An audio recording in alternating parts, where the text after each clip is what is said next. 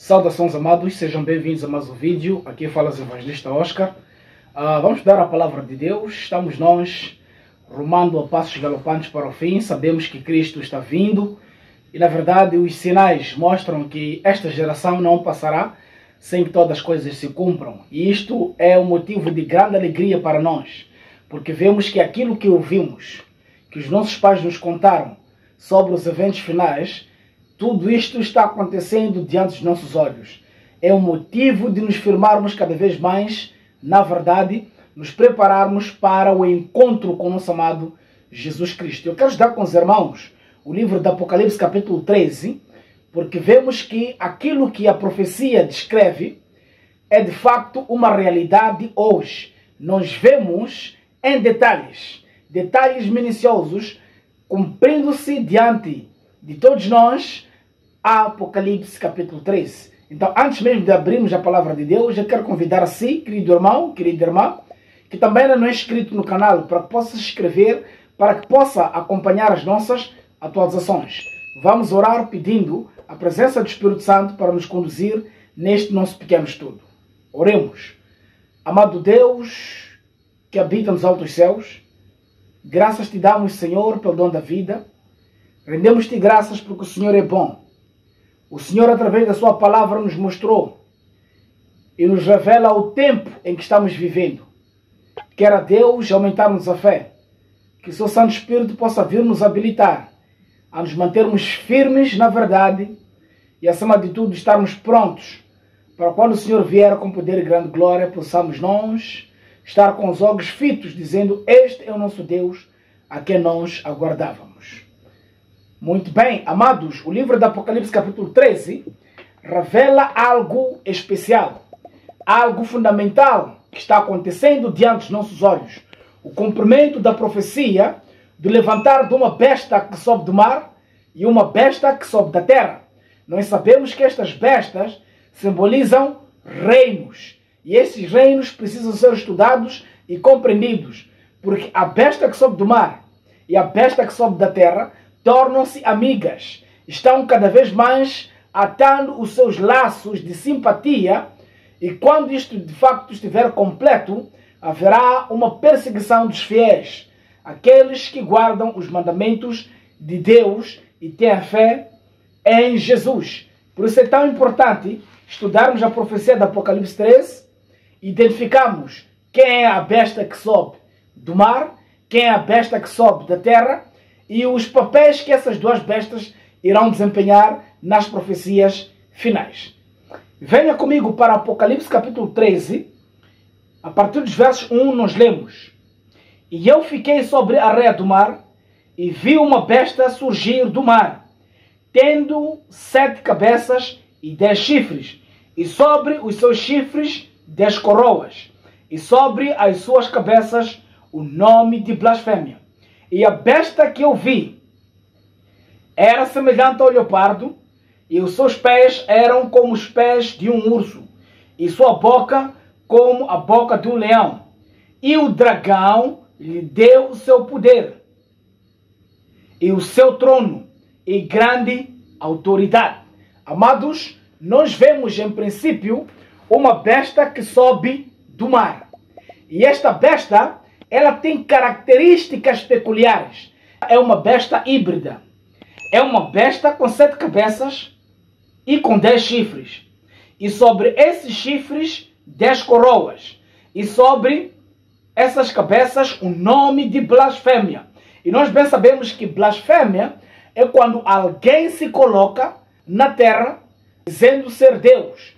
Vejam que no passado, Jesus Cristo foi acusado do pecado de blasfêmia, porque dizia ele ser Deus. Quando Cristo Jesus, ele expulsava demônios e curava, efetuando a sua obra médico-missionária durante um período de 3 anos e meio do seu ministério terrestre, os principais líderes, sacerdotes, imbuídos pelo espírito de Satanás, perseguiram Jesus Cristo.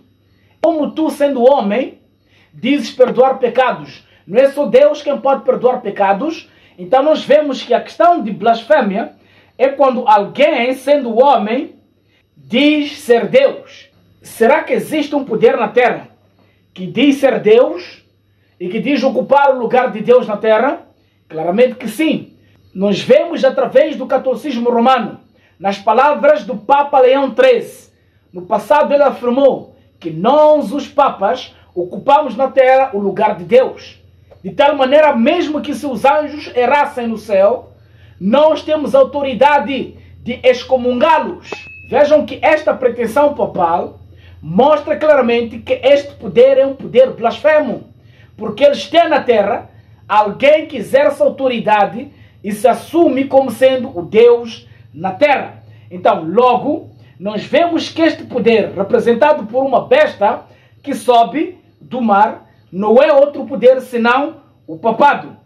No livro Grande Conflito, na página 439, a serva do Senhor diz, no capítulo 13, de 1 a 10, descreve-se a besta semelhante a um leopardo, a qual o dragão deu o seu poder, o seu trono e grande poderio. Este símbolo, como a maioria dos protestantes tem crido, representa o papado.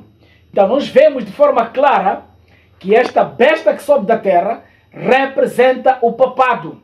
Está claro, querido irmão? Está claro, minha irmã? O papado é a besta que sobe do mar. Mas é-nos dito também que esta besta recebeu uma ferida de morte, mas que esta ferida foi curada. E a terra se maravilhou com a cura desta ferida. Muitos teólogos e estudiosos bíblicos, inclusive pastores e evangelistas, creem que a ferida mortal foi efetuada quando o soldado Berthier prendeu o Papa Pio VI. Aí deu-se o início da ferida mortal. Mas que esta ferida, conforme descreve Apocalipse capítulo 3, esta ferida foi curada e a terra se maravilhou diante da besta. Então, a cura desta ferida, de acordo com alguns teólogos, inicia-se quando Benedito Mussolini devolve os 44 hectares pertencentes ao Império Romano, o Vaticano. Mas lembrem, queridos irmãos, a cura da ferida iniciou-se muito antes de Benedito Mussolini devolver os 44 hectares pertencentes ao Vaticano. Mas um ponto muito crucial que nós temos que lembrar é que este poder recebeu o reino e o trono diretamente do próprio dragão, que é Satanás. Por isso que o Vaticano é o trono de Satanás. O Vaticano é o lugar, o coito de toda a ave imunda, de todo o demônio. É a base, o quartel de Satanás e os seus demônios. Não é por acaso que o próprio termo Vaticano, conforme a história descreve, era um cemitério da deusa Vatica, a deusa dos mortos. Queridos irmãos, nós não entraremos profundamente sobre este assunto. Mas a verdade é que Satanás deu o seu trono, o seu poder e sua autoridade, o papado. Então, queridos, o papado trabalha diretamente com a força e no poder de Satanás. Apocalipse 13 fala de duas bestas. Uma besta que sobe do mar, que é o papado, conforme vimos o grande conflito. Mas também surge uma besta que sobe da terra. Quem é esta besta que sobe da terra? Então, o Apocalipse capítulo 13, a partir dos versos 11, é-nos dito, e eu contemplei outra besta, saindo da terra. E ele tinha 2 chifres semelhantes ao do cordeiro, e falava como dragão. Nós vemos também que esta besta é uma besta híbrida. Ela é um reino ou um poder misturado. Tem aspectos de um cordeiro, que representava o protestantismo, mas fala como dragão. O que significa que este poder, em algum momento da história, vai usar o mesmo poder da primeira besta. Ou seja, aquela autoridade e poder que Satanás deu ao papado, é esta besta que sobe da terra, também vai usar o poder e autoridade de Satanás. Mas quem é esta besta que sobe da terra? Os 2 chifres representam a forma acessível do governo que foi adotado pelos Estados Unidos. Os chifres semelhantes ao do cordeiro indicam juventude, inocência e brandura, o que apropriadamente representa o caráter dos Estados Unidos, quando apresentados ao profeta, como estando a subir em 1798. Republicanismo e protestantismo tornaram-se os principais fundamentos da nação. Estes princípios são o segredo do seu poder e prosperidade. Então, amados, vemos aqui que a besta que sobe da terra representa os Estados Unidos da América. Os Estados Unidos da América surgem para estabelecer uma nação longe dos dogmas papais, onde a influência papal, onde a religião não influenciasse o Estado. Por isso, esta besta, ela surge com esta roupagem do protestantismo. Esta roupagem como um cordeiro. Mas lembrem, é um cordeiro que falava como um dragão.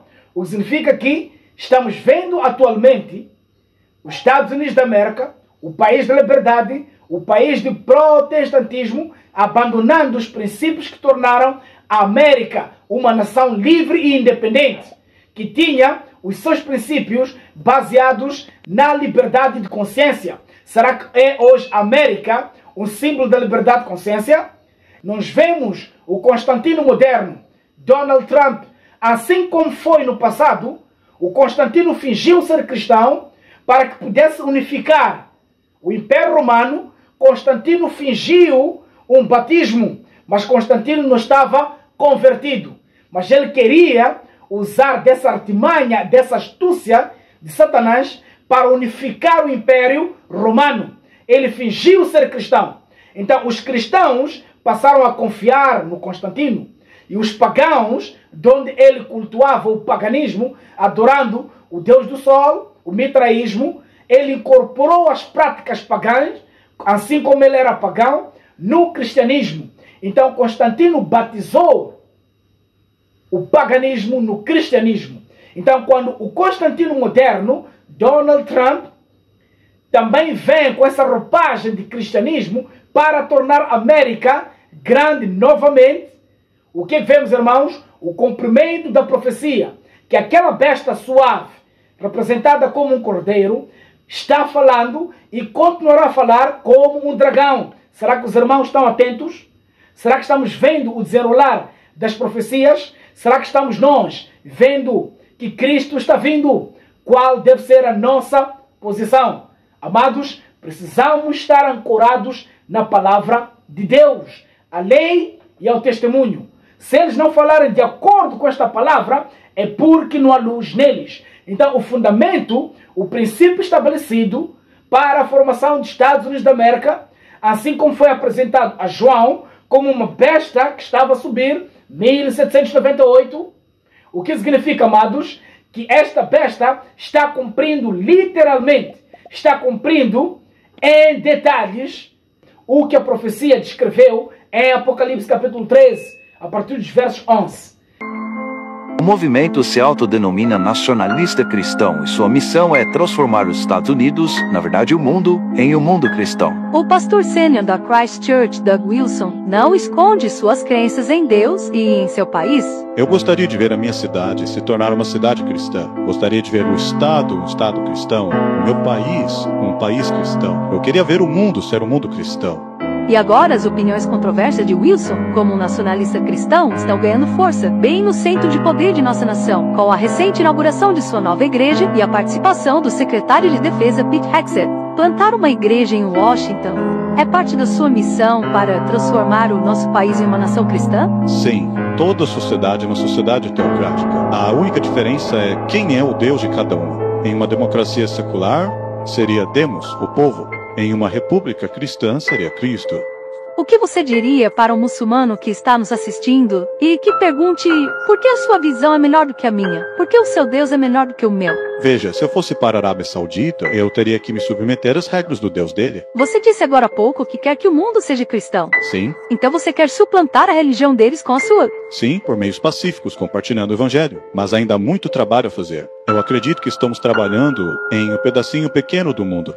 Wilson faz parte do movimento nacionalista cristão mais amplo que está fazendo incursões com a administração Trump, ou a criação de novo escritório de religião liderado por evangélicos, a pastora Paula White Cain. Pessoas são vistas do lado de fora da Casa Branca, orando e falando em línguas. Estamos no solo da Casa Branca e declaramos sua palavra. E agora há um culto de oração mensal no Pentágono iniciado por Hegseth, a conexão de mais alto nível de Wilson com o governo Trump. não está vinculado a uma organização, mas é o tipo de coisa que adoraríamos que acontecesse.